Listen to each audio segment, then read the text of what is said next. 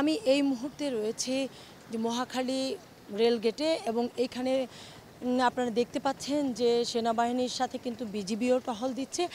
মানে সেনাবাহিনী যেখানে নেমেছে, সেনাবাহিনী নামার সাথে সাথে বিজিবি এবং নানা আরও যে আইনশৃঙ্খলা বাহিনীর সদস্যরা রয়েছে, পুলিশ, র্যাব, সকলেই মাঠে নেমেছে।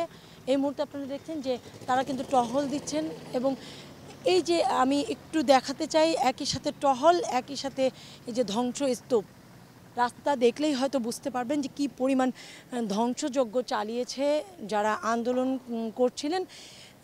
যে দেখেন রাস্তায় গাড়ি পুড়িয়ে রেখেছে, রাস্তায় ইট কংকর এবং রাস্তায় যে পরিমাণ আগুন দেওয়ার চেষ্টা করেছে, এই ধ্বংসস্তূপ দেখে আসলে বোঝা যায় ধ্বংসযজ্ঞ কী পরিমাণ হয়েছে। কারণ যদিও গত 2-3 দিন থেকে এই এলাকায় আসলে প্রবেশ করার সুযোগ হয়নি বা সম্ভব ছিল না এখানে, কারণ এই এলাকাটি তাদের পুরো নিয়ন্ত্রণে ছিল।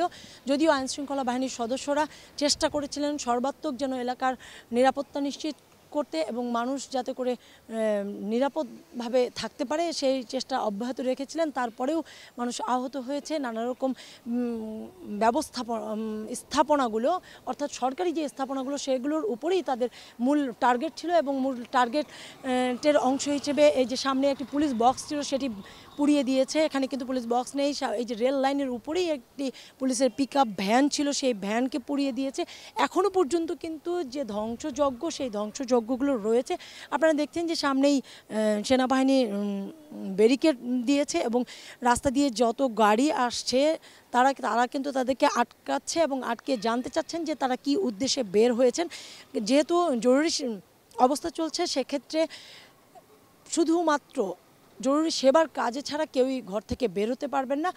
এর মধ্যে যেহেতু তারা সেইটি বিশেষ করে নজরদারি করছে, যদি কেউ জরুরি সেবার আওতায় পড়ছেন তাকে ছেড়ে দেওয়া হচ্ছে, আর বাকি সবাইকে কিন্তু আটকে দেওয়া হচ্ছে এবং তাদেরকে বাড়ি ফিরে যাওয়ার জন্য বারবার অনুরোধ করছে, সেনাবাহিনীর পক্ষ থেকে অনুরোধ করা হচ্ছে।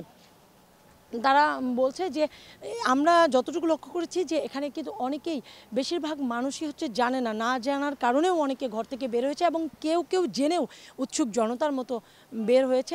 তাদেরও বারবার সেনাবাহিনীর পক্ষ থেকে অ্যানাউন্স করা হচ্ছে যাতে করে তারা ঘরে ফিরে যান এবং নিজ নিজ বাড়িতে অবস্থান করেন। আপনি দেখছেন যে তারা ব্যারিকেডের ব্যবস্থা করছে, রাস্তাগুলোকে বন্ধ করে দেয়া কাজ করছে সেনাবাহিনী, তারা যাতে করে কোনো ধরনের এখানেও সহিংসতা অথবা অপতৎপরতা না চালানোর সুযোগ। নগদের কাছে সব গ্রাহকই প্রিয়, তাই তো সারা দেশে ক্যাশ আউট চার্জ সবচেয়ে কম থাকে।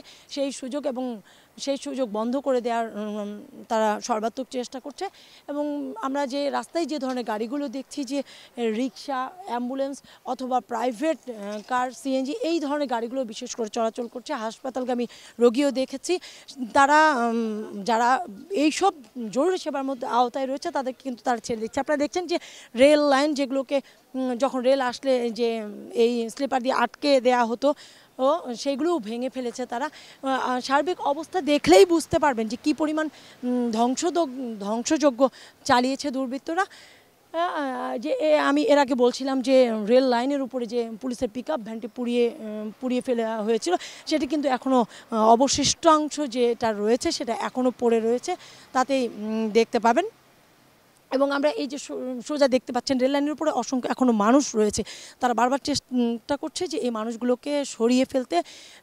যারা যদি উৎসুক কোনো জনতা থেকেও থাকে, যে জানার পরেও, এই অবস্থা, জরুরি অবস্থা জানার পরেও তারা এসেছে এবং এসে তারা দেখার জন্যই শুধু এসেছে, তারাও যেন ঘরে ফিরে যায়, বারবার চেষ্টা করছে। ব্যারিকেড দেওয়া হচ্ছে এবং তারা পরিস্থিতি নিয়ন্ত্রণের জন্য যতটুকু চেষ্টা করা, সেই চেষ্টা অব্যাহত রয়েছে আইনশৃঙ্খলা বাহিনীর।